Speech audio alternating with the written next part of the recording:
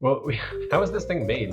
What went into it? What are the components? It's a giant television screen, it seems like, but it's also building. So yeah, what is it? The sphere is extra exceptional. The dome roof required something like 3,000 tons of steel. It required the world's fourth largest crane to come Whoa, in order to lift all the pieces that were prefabricated offsite, welded on site in order to be lifted onto the structure. that is insane. Welcome back to another in between season episode. We're going to try a little bit of something different this time around. We're going to talk about a building that I personally very much enjoy. It's the Sphere in Las Vegas, one of the most iconic buildings of the last year.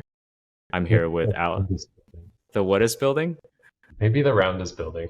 Well, I guess we'll determine throughout this episode of whether or not it is. But I am here with Alex and Minku, your Hey, hosts. hello. So I think maybe where we should start is first impressions. I think the Sphere came onto the scene quite suddenly into popular imagination. What were y'all's first impressions of the Sphere? It just showed up one day. Seriously, I just turned on Instagram and there it is. I don't know what it was, a moon, an eyeball, Pikachu. It was just there and you just had no other reaction than what the heck is this? And wow, that is amazing. The same. Instagram was the medium. Yeah, I saw a video on a plane, and there was this huge eyeball following the plane. So yeah, that was quite shocking. And then I think the next one was a concert, maybe YouTube, probably YouTube, concert video that that's filmed from the inside, and really it felt like an infinite space, right? You feel like you kind of feel like you're in the space rather than just watching it. Yeah, and we've all been in those sort of large IMAX domes, at the Museum of Natural History and watched Yeah. how space works. But it just seemed like it was at a scale that we had never seen before. I think I probably texted you, Lebo, first because you were in Las Vegas at the time, and I said, "Yo, what is this?" Um, and I think you told me it was the Sphere, Yeah. which sounded obvious. I think seeing it in person is definitely insane. My wife is from Las Vegas, so we were going to visit one time, and I just remember taking the Uber from the airport, and you just look over, and there's just a giant moon next to you, and it just was completely surreal in that environment where there's crazy things happening on the strip, but it's very tough to grapple with the reality that there's a giant LED moon just sitting there next to you. And I think it's like y'all said, it really felt like it showed up out of nowhere. It's a sphere, like the name says. The difference is that you can turn it on or off, and that there aren't a lot of buildings that are quite like that. Of course, there are some that have light shows and that have different banners and things displayed on them. But the fact that its entire purpose is basically to display a moving image is sort of unprecedented in terms of architecture and cities, at least up until now. I think it's going to proliferate because people look at this and say, I want that, essentially. And I don't blame them. It's pretty cool. Is this the Yeah. new Guggenheim Bilbao? Well, I think the level to entry is completely different. What is it, $2.3 billion to build?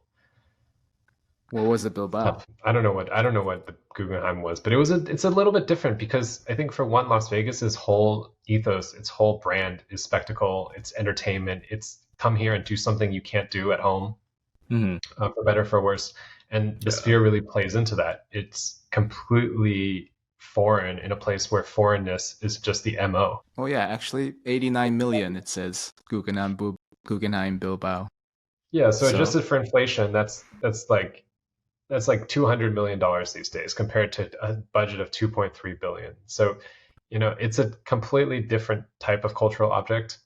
I don't think Vegas needed to be put on the map like Bilbao did or like the Bilbao effect, but it definitely positions Las Vegas and I think solidifies it as the entertainment capital of a certain part of the world. yeah, I think part of the speaking of insanity is like it's $2.3 billion, which is what I guess the modern budget of a stadium is, but from private money. So someone, not naming names, had to put up $2.3 billion to build this thing in the middle of Las Vegas. Well, the funny thing is that it's $2.3 billion after constant readjustments to the budget. What was the original going price? Something like 1 point something billion, right? And then it Yeah, doubles. 1.2. And now it's more expensive than the NFL football stadium in Las Vegas. And we consider those types of buildings massive sorts of infrastructure. Mm-hmm. Obviously, it's more complicated. It's pretty much a giant TV. So the facade itself is much more expensive than any other building type. But yeah, I mean, there's a certain revenue that's going to be expected to be returned here that you probably can't achieve in most places. Yeah, I which think is it did its job on the first day. Like the fact that we're talking about it. Like, what's 2 billion in terms of marketing? I don't know, that's a lot of marketing. It's hard to in this day and age. It's really hard to get an understanding of how much a dollar is worth or how much $1 billion is worth. It seems to be like visibility is one of the most desirable things that people are going for in any market. Eyes on the product, and if you're talking about visibility, as you said, Lebo, there's no more visible building than the Sphere right now. Part of it is because it illuminates, it turns on, but also part of it is because of its context in Las Vegas, where it doesn't really have to stand out from very much. It's not like you're buying for eyes in a very crowded, dense urban jungle like New York or Tokyo. It's in a desert. And so you're going to see it from anywhere, it seems. But it does compete with existing Vegas attractions that are all concentrated in a very small area, right? You do have other shape-based buildings like the pyramid, the Qatar, the Eiffel Tower. Liberty, exactly. Yeah. But in that sense, I've always felt that Las Vegas, and a lot of cities are like this, but Las Vegas in particular, is essentially a theme park without admission. You go there and you spend your money, and that's the price of admission. And so, like any theme park, you need to have these attractions that build up over time. Now, there's not one controlling agency. It's not like Disney parks or Universal. It's like, okay, this roller coaster needs to be renovated. We need a new one. But it does sort of play into the idea that cities are constantly metabolizing and trying to bring in new ways of defining themselves. And a lot of times, especially in a place like Las Vegas, where you can build relatively quicker and relatively more easily than in other places, that coming up with these sort of crazy ideas is what gets things going. It's interesting that there's now a bunch of people that want to build a sphere, and one of the other candidates is the UAE. So Dubai, Abu Dhabi, those are already places where, well, first of all, they always look at Las Vegas, and now they want something like that too, because it's a similar context and actually a similar sort of idea in terms of a city. But they do have a museum that's shaped not like a sphere, but like a sphere, like a donut. You know what I'm talking about? Dubai Science Museum. Yeah. Well, there's also the Frame in Dubai. So yeah, there's these two places have a relationship, and it's much more than just kind of mutual admiration. There's a lot of financial kind of back and forth between the two. Yeah, it's a totally different world. But speaking of contextual architecture, I think it is a perfect example. Where else in the US can you build a sphere? Oh, actually, there is one in Seattle.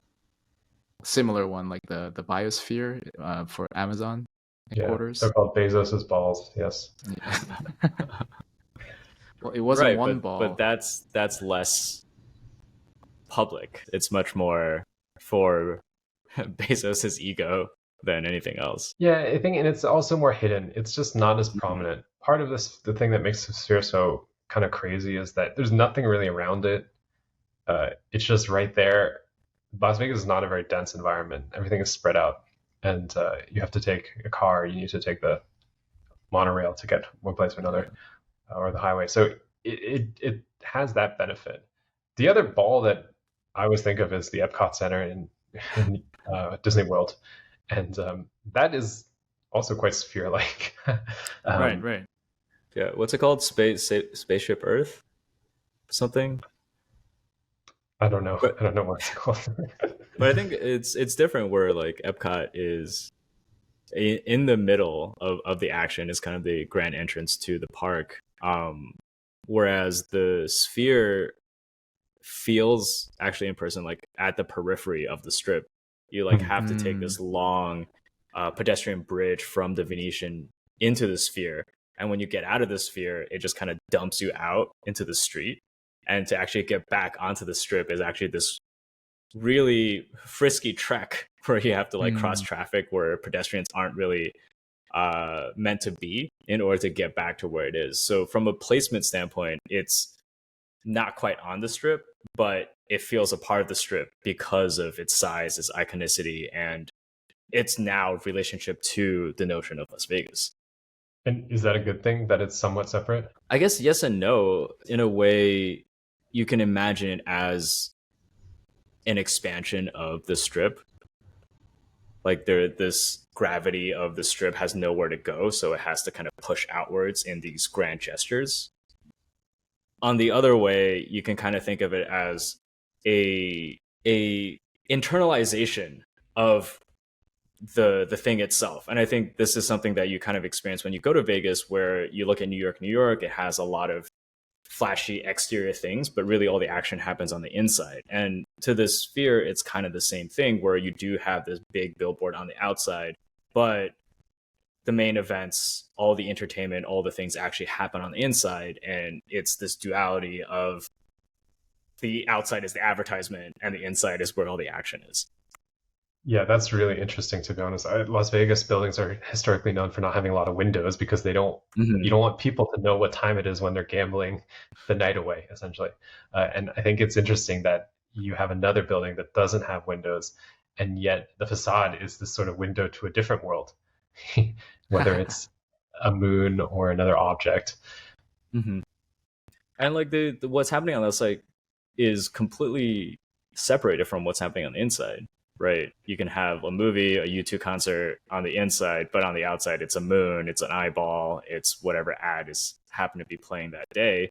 The outside only signals that it's the sphere and it's here. It doesn't necessarily have the signal, hey, this is what's happening on the inside of the sphere, and you should come for X and Y reason. Right. So in that sense, the outside gets your attention, the inside, well, literally draws you in, and you understand kind of what the thing is for. But in that sense, it's actually really interesting because as a building, it's so simple. It's pretty much an event venue Mm-hmm. and a giant billboard, if I were to put it into simple terms. And those two sort of make sense. It's about attention. It's about spending your time, your money in one place or another. But what is it about it that is so captivating to us? Is it that it's dynamic, that it changes? Well, its size and scale and what it does is quite shocking. I mean, we're used to looking at screens, but in this scale, I yeah, think I'm part of it sure is people also imagined it's it. a Yeah. it's a shared experience. How the sphere is different from, say, like a VR experience, where if you consider all the things afforded to you in VR, it is a more comprehensive screen. You have a more personalized experience, but I think in the sphere, it's that shared experience, right? You can sit with 20,000 other people going through the same VR experience, which is something that no other building or no other theater or no other technology device can really provide you. It's like a giant $2.3 billion VR headset for 20,000 people. You're talking about the interior of it, the Yeah. show. So, Mm-hmm. what did you see when you were there, Lubo, actually? Maybe it's good to understand what they're actually trying to put on. Yeah. So when I went to go see the Darren Aronofsky film. It's called Spaceship Earth, Mm. appropriately. Wow. But I think what was interesting is that the Sphere actually has a camera that they built just for filming for the Sphere. It, I think they said something like it's like 16K. So it's just like this giant fisheye camera that they carry around to film all these different things to actually get the spherical experience, so to speak. But it also has its own production facility in Burbank that is like a microsphere that they use to edit the film and all of that. But the film itself is kind of, your typical nature documentary, but in spherical format. So you're very much immersed in the environments under the water, in the wild, floating through the mountains, and you're kind of having this weird fly through shared experience with 20,000 other people. So on a scale of 1 to 10, how novel was it? Was it something you'd experienced before? I would say it's pretty. I would put it at the 10. I would say it's pretty novel. I don't think anywhere else. Like usually, Nice. when someone takes like cell phone footage of a stadium, right? They just scan it horizontally, like, hey, Yeah. like here's the crowds, here's the field. But in the sphere, I think people would scan in like a full 360, where they kind of have to not only capture the people around them, but also they have to capture what's above, what's below, to fully capture the experience. But even then, it's just a little bit of what it's like to be inside, where your entire periphery is filled with the film. You know who that reminded me of? And a project?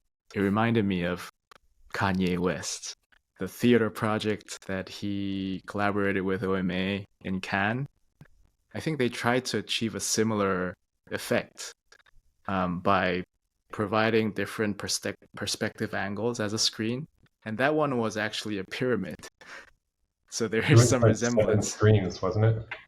Yeah, it was like 7 screens, and then I haven't see the film, but in the photos it looked like it was filming some sort of person like running on the top part, but the perspective was broken into like 7 different angles. So I presume that what um, Kanye wanted to achieve, I guess, is more of an immersive experience when VR or AR or the Sphere wasn't available.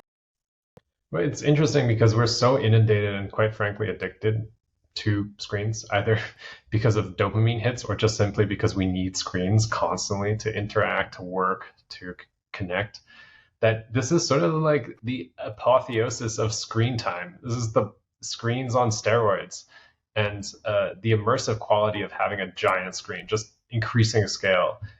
It's quite simple, but it's so bold that it's almost as if, well, why hasn't anyone done this before? But I think the notion about screens is really poignant, because the reason why we're so attracted to screens, and the reason why the screen is such a big part of our lives, is it really is a portal to anything, especially with the internet, right? It's like you have a computer screen and it can literally transport you anywhere, bring information to your door, let you see what life is like all across the world. And this is just it, times 1,000, where it fully surrounds you and it really puts you into the place that it wants you to be. Yeah, and to me, the currency is the image. We're in such an image inundated society. Everything we look at is based on, everything we desire is based on an image of something. How we want to appear or how we Mm-hmm. perceive other things as appearing. This is pretty much the largest scale image you can get. I think that's why it was so shocking when you see this moonrise Mm-hmm. image when the sphere projects the moon and you see it in the middle of Las Vegas. You think, is this real? Because the scale is already at the size of several city blocks. And so we're so attuned to seeing things and consuming things that way visually that I think this was something that was deceptively familiar, but just so large and so much more audacious than anything we'd seen before. But also, we're used to looking at doctored images, which I think makes this more jarring. Is Mm. when you first see especially out of context with no prep, you're just like, is this photoshopped? Like, is this a doctored image that I'm looking at? But when you find out it's real, then there's like that secondary shock of like, who the f built this and why? I guess you really enjoyed the experience. Yeah, like after being there, I'm just like, great, like thank you, James Dolan, for spending your money on this. Well, the funny thing is, talk about James Dolan. This guy he owns the Knicks. He owns Madison Square Garden Group. Let's He go is, Knicks. yeah, they're doing pretty well right now. Jalen Brunson killing it right now. He, well, not because of James Dolan though. That's the criticism. Is he's Yeah, owned the most sure. valuable, he's owned the most valuable NBA franchise for a long time, largely because he owns Madison Square Garden, the building, also, and the team hasn't done very well. But little did we know he was concocting this sphere. I think the groundbreaking was around 2018, and it took about 5 years to build. And it's hard to argue that this isn't an overwhelming success for someone who is constantly criticized for not really caring that much about things. And what's also quite interesting is he generated the idea. Apparently, he drew it on a napkin. He had a sketch. It was going to be the giant ball, and he executed it. Wasn't an architect, wasn't a developer. It was basically someone who's in show business who said, "We need this." And to be honest, one reason I think this is a great building is because it's a fun building. It's Yeah. something that entertains, Hmm. which is not the role of a building in general, but if it can do it, that's awesome. And Yeah. it does it really well. It does it on the outside, it does it on the inside, and it's I think Instagram is going to be a common thread through this, but a lot of people that I see on their stories when they go to Vegas, there's something about the sphere. No matter if they're going to it or they just see it or they see something on it, it's on there. Yeah. Bold idea getting executed. It's something that a driven owner can do. It's a privilege, but not a lot of people are doing it. Yeah, the reason I agree, Lebo, the reason why it's successful too is because it's viral. I would Hmm. say more than 99% of the people who experience this sphere will never go into it, meaning it's extremely public. And Right. but it has some sort of value and currency that people want to share, and that sort of virality is causing people to bring attention to it. It's causing other people to want their sphere. There's one that was proposed in Korea, one that's proposed in the UK, and also, as I mentioned, in UAE. So it's this. We live in a connected world, and I don't think there is a building that has been so well viral, to be Hmm. honest, that I can think of. But I guess like why do you think it's so viral?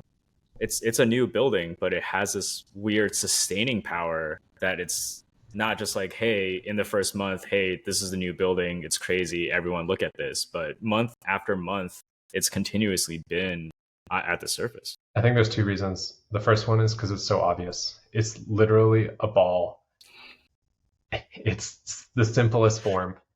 I think it's the simplest form, but it stands out within Las Vegas because you have Hmm. mostly towers, hotels, casinos. Right.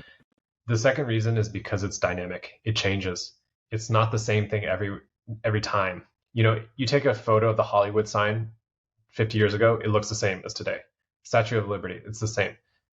Even say CCTV headquarters in Beijing, which is considered to be one of the weirder buildings out there, it's the same. It doesn't change. And obviously, that's sort of what buildings are supposed to do. Is they're supposed to not be that unstable. But the Right. fact that you can, on a flip of a switch, you can change what the sphere is. It's not really a building as much as it is a canvas for somebody else's ideas to be projected onto it. I think just makes it instantly appealing, to be honest. It's like buildings are paintings and the sphere is a TV. So you can have a masterpiece painting or you can have endless programming that changes through the decades and through the hours. That's a really interesting point because is that the age that we're at now, where buildings have now caught up to what art has become, where it's been a lot more dynamic, a lot more digital, and a lot more responsive. I think that it's leading that way. Like we talk about, for instance, Beeple. What Hmm. was the name of his project that was at M Plus last year? I Human forget. One, I think. Right, Human One. So that's an immersive art project, which is kind of projected. Uh, Hmm. we sort of expect things to be multimedia. We expect them to be at least digital these days. NFTs. I know they had a moment there, but there's something about that too, which is we're accepting things that aren't necessarily solid objects anymore. We're accepting the kind of ephemeral and the transferable and the transformable a little bit more. Yeah, I think the sphere especially captures that level of ephemerality, even though it's quite expensive to make it your own. It's what $500,000 a day to project your ad onto the sphere, but But it I'm sure if does. you run the numbers, that's worth it, considering the virality. Or I'm sure you could make the case that it's worth it. Yeah, no, for sure. But I think also it's very much locked into the time that that ad is running. It kind of puts your ad into a specific place at a specific time. And I think one of the things that I've noticed is that all these businesses that have conferences in Las Vegas, these very showy events, now really each of them have to kind of have an ad on the Sphere, not only to show the world that they're there at that time, but also to show their guests that they have enough clout and enough financial backing to have something on the Sphere. Yeah, like that they are worth it, or they're big enough to be on the Sphere. It's like they created another dimension of real estate on top of a physical real estate. So Well, that's fascinating. no, that's a good point, Minku. One major real estate product is the billboard. You can sell Mm-hmm. space on standalone billboards. Sometimes you can sell it on the side of a building. What's always been a bit weird about that is the billboard usually exists separate from the building. Like they don't really go together. And if they do, it's kind of this awkward relationship where, okay, this is the side or the back of my building. You can paint a logo on it. You can paint Coca-Cola, or you can paint whatever, and we'll change that. There are digital billboards, which also update more dynamically. But the Sphere is literally a building that is a billboard, or is it a billboard that's a building? You can go either way. And that sort of integration of the two products, I think, makes it both more acceptable, but also just more pure of a concept. Yeah, I think it's, I mean, on the LED branch of the architectural world, there's this, I wouldn't say progression, but in time, people started putting on LEDs on buildings to show some like red or blue light or changing type of lights. And an example of that on steroids would be like one of the Chinese cities, like Shanghai, for example. Mm-hmm. Like the skylines that you see from the river or the sea or the ocean, they're all covered with really blasting light and some sort of 2D graphics. And then if you look at, I don't know, the SM headquarters in Seoul, like they have this massive 2D LED, but they're in such a high resolution that you can kind of project a three-dimensional aspect on it. So you've seen these like Instagram posts where there's this water like wave coming at you when you're looking at the screen on a certain direction. And then we have the Sphere. Now you're immersed, literally immersed with LED inside, and also on the outside is wrapped with a huge LED screen that can project any sort of three-dimensional aspect as well. So yeah, I think in that LED branch, this is like the top dog. Yeah, and apparently the guys who did the LEDs on the Sphere had just installed LEDs on the Burj Khalifa in Dubai, which is the tallest building in the world. So they had used that already as a prototype. Obviously, it's a very different aspect than the Sphere, but like you're saying, light shows and skylines and advertising, they've all been a part of city making for a long time, because you use advertising to finance a lot of these buildings. Right. It's ongoing revenue. And so, yeah, it's quite fascinating. There's another example. They started putting, when you sponsor stadiums and especially indoor arenas, they start to put the name of the sponsor on top of the building. Now, no one can see that. You can't see it from the ground, but you can now see it from, well, you can always see it if you're flying overhead in a airplane or helicopter, but now you can also see it on Google Earth. So the room for this sort of advertisement, this rooms for sponsorship and promotion in buildings has just increased with technology and visibility of cities. And I think that this is just, again, the apex of it, because it's so identifiable. And I think the technology is also really profound. It's very clear and it always looks really crisp. There's no dead pixels, for instance. And maybe if there are, they replace them right away. I think what also is interesting when you mention advertising in sports is that I think, especially now, we're seeing a lot of augmented reality advertising in sports, where you see ads projected onto the floor of the basketball court or on the side of football fields, things like that, when they could be dynamic, they could be animated, but they don't actually reflect the reality of the people who are there. It's just for you at home, the TV audience. But I guess for the Sphere, it'd be very tough to do something like that. Like, your picture of the Sphere is indicative of the reality that is there at the time. There's no extracurricular projection onto the Sphere to make it whatever you want. Yeah. But yeah, well, do they Do they film what's inside the sphere? Well, how is it broadcasted? You need to get a ticket, right? To go Yeah, inside.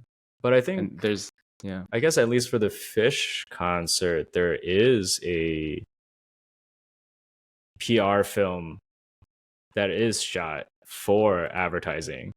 But I Mm. think before it was mostly disseminated on social media, or at least that's how I've previously experienced it. I don't know if there's like a. No, I guess that it would be kind of feels weird if you can watch the Sphere U2 concert on Netflix on yeah, a this feels rectangular like screen. a this feels like a very deep philosophical question. I So think I'm it's thinking. a very simple commercial question. They don't want you to watch on Netflix. They want you to come to Las Vegas and spend your money there too. You can't get the experience of Vegas virtually in general. So True, it's true. always been about the image and saying hop on a Hmm. plane, come over. What happens in Vegas stays in Vegas. All that stuff.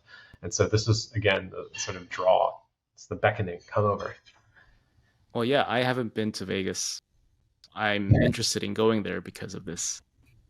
It hasn't beckoned hard enough yet. But it's also interesting because of that example. If you're not into the traditional Vegas things, gambling and vice, you can still go check this out. You don't have to be into those things to enjoy yourself there. And I think Vegas has been trying to make itself more marketable to beyond its kind of one line identity.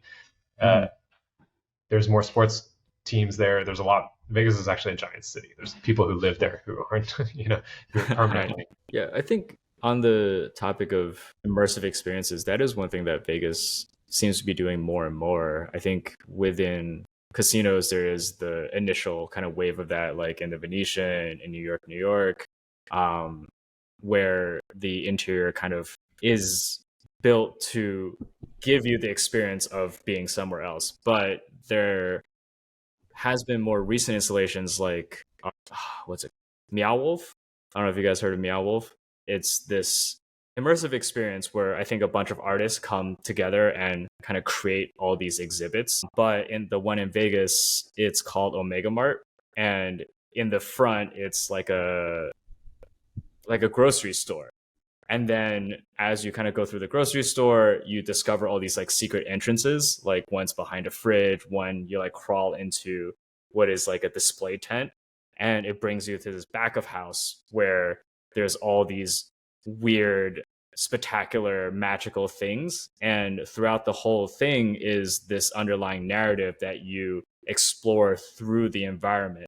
And it kind of feels like this thing where, like you said, it's giving people who are not into the traditional Vegas vices another way of experiencing and I guess escaping their own reality.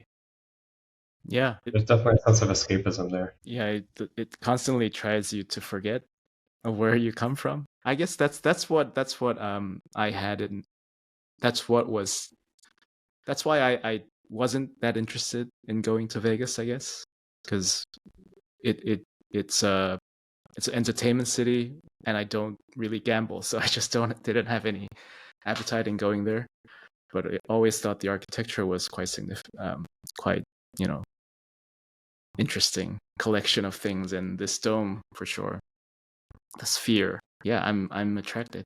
Well, how is this thing made? What went into it? What are the components? It's a giant television screen, it seems like, but it's also building. So yeah, what is it? Yeah. So according to Wikipedia, it's a lot of concrete and steel, as most modern buildings are, I guess. But I think the sphere is extra exceptional in that it required 100,000 cubic yards of excavation just to build the foundation. But also the dome roof required something like 3,000 tons of steel. It required what does it say? The world's fourth largest crane to come Whoa, in order to lift all the pieces that were prefabricated offsite, welded on-site in order to be lifted onto the structure. that is insane. Simple project, simple idea, when executed at scale, it ends up being really complicated. Hard to build a dome in the first place, but at that size. But also, I think once it gets to a certain size, the numbers just become really insane. Like the exterior LED screen measures something like 500,000 square feet, and the interior speakers, there's what, 1,600 of them. They direct the sound to you at different angles, so you can get different languages projected to you based on your seat placement. Oh, is that true? That's what I saw. That's what I heard. And I think the acoustics are really Wow. important in a space like this, especially for just the entertainment value of what they're trying to put on. So it seems like not only is it an innovative building at a kind of large scale level, there's a lot of tech that goes into it to make sure that this 18,000 square foot auditorium really is kind of world class. Yeah. I And I wonder think, yeah. So go ahead. what type of events that they host. Like we saw concerts, movies. What else do you think they'll do? And can we think of a crazy type of use that we want to see? I think part of the consideration is whether you think of this as a new type of media or just a existing type of media taken to an extreme. Because I think one of the things that, like IMAX, when it came out, there was like the IMAX camera that was required to film IMAX films to have that experience. And the Sphere, in a way, is kind of following that playbook where there's a Sphere camera and a Sphere production facility in order to produce entertainment for the Sphere. And I think if you look at a lot of the, I guess the three initial events, it's 2 concerts and a movie. But given time and given enough experience with the equipment, with the medium, maybe we'll see something more crazy. Yeah, I'm sure someone is already thinking about the innovative ways to use it as a live performance venue. It's a whole bunch of different things. You can imagine a fashion show there. You can imagine all sorts of events. Why don't they just have the Democratic National Convention? The public is not too. Yeah, why not? Awesome. I think it could serve as a amazing like gaming competition venue. Like you get immersed inside the Valorant World gaming. Finals. Yeah, League like of those Legends. shooting ones, especially. Like that would be sick. As we wrap up, we talked a lot about what's cool about the Sphere, what blows our minds about the Sphere. And one thing I think I want to ask both of you is, what do you think is the impact of something like the Sphere on the built environment now and into the future? Well, for me, on the development side, I admire that someone pushed this idea forward and made it happen, and essentially create an extreme way of, operating real estate on the commercial end, something new. I always appreciate new ways of tackling this type of industry, like real estate, and trying to achieve something architecturally new or interesting. And I think this is one of the most fascinating examples I saw in recent years. I think it's going to push forward a new form of building that really prioritizes at a certain level, so a certain financial threshold, really prioritizes spectacle over form over other things. It's just the value, the non ticket based revenue that is generated from this product, from this building, I think is just incredible. The impact, the reach, the visibility. And the other thing is it's not kitsch in a way that it's not going to go out of date anytime soon. Like we will constantly be looking for new ways to use the space, also new ways to display things on the building. So I think you're going to look for people who, if you can come up with an idea that really makes sense, and I think this is the perfect venue. I don't think this building, I keep on calling it a product because that's what I refer to it. I think of it as.